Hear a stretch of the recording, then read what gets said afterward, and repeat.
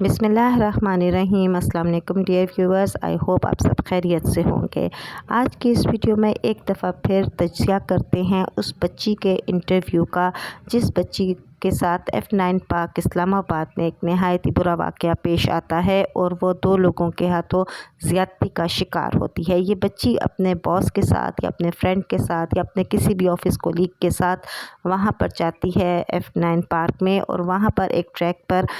इस बच्ची को पिस्तौल दिखाकर अगवा किया जाता है और करीबी जंगलात में ले जाकर ज़्यादती का शिकार कर दिया जाता है। उसके बाद ये बच्ची, जो कि जिसके साथ ये बच्ची गई थी, वो डेफिनेटली उस पिस्तौल के रिवाल्वर के दिखाए जाने के बाद भाग गया था वहाँ से। तो इस बच्ची के पास और कोई ऑप्शन नहीं थी। उसके बाद इसने ख़ुद 15 पर कॉल की। 15 पर कॉल करने के बाद इसने पुलिस में रिपोर्ट भी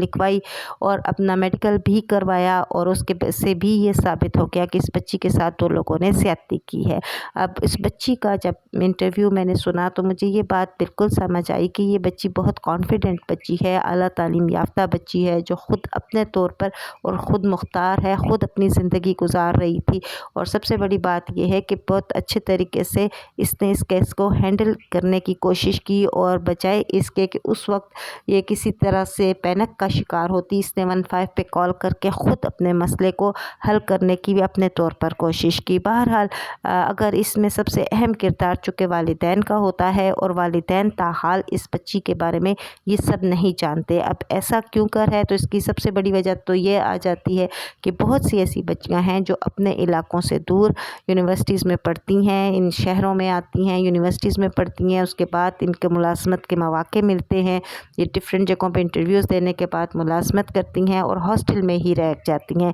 प्राइवेट हॉस्टल यहाँ पर, यानी ज़रूरी नहीं कि यूनिवर्सिटीज़ के हॉस्टल हों, प्राइवेट हॉस्टल बड़े शहरों में बहुत ज़्यादा तादाद में मौजूद होते हैं, जहाँ पर ये बच्चियाँ स्टे करती हैं और अपनी ज़िंदगी अपने ढब से गुजारना शुरू कर देती हैं। इसके साथ साथ ये अपने घर वालों के लिए भी एक सोर्स ऑफ इनकम बन जाती हैं और अपने तनख्वाह में से कुछ हिस्सा अपने घर भिजवा देती हैं और यहाँ पर ख़ुद अपनी ज़िंदगी अपने तरीके से गुजारने की कोशिश करती हैं। ये बच्ची भी नहायत एतमाद के साथ इस तमाम वाक़े को डील तो कर रही है, मगर बात यहाँ पर सोचने की यही है कि कहाँ पे तरबियत में कमी है। तरबियत में कमी उस वक्त भी आ जाती है जब हम अपने बच्चों को, और ख़ुसूसन बच्चियों को, ख़ुद से दूर यूनिवर्सिटी की तालीम हासिल करने के लिए या सिर्फ मुलाजमत करने के लिए बहुत दूर प्राइवेट हॉस्टल्स में छोड़ देते हैं, और फिर उन पे चेक एंड बैलेंस नहीं रख पाते। और इसकी सबसे बड़ी वजह ये होती है कि जब बच्ची कमाना शुरू कर देती है तो वो इतना ख़ुद मुख्तार बन जाती है कि वो समझती है कि अब वालिदैन उस पर किसी तरह का चेक एंड बैलेंस ना रखें।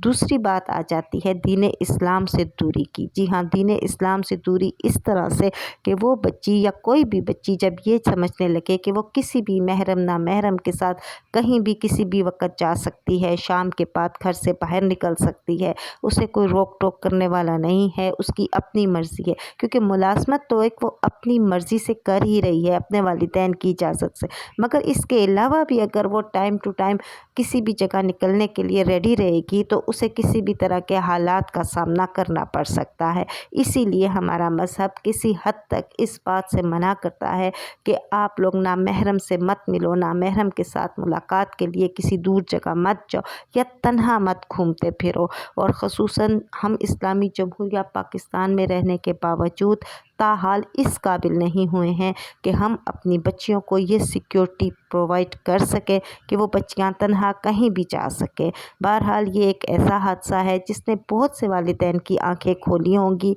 बहुत से वालिदैन को जिनकी बच्चियां हॉस्टल्स में रहती हैं, बहुत से वालिदैन जिनकी बच्चियां दूर शहरों में रहती हैं, वो इस मामले में किसी न किसी हद तक चेक एंड बैलेंस रखें। सिर्फ पैसा कमाना ही सब कुछ नहीं है, सिर्फ बच्ची की तालीम कंप्लीट करवाना ही सबसे अहम नहीं होता, दूसरी बातों को भी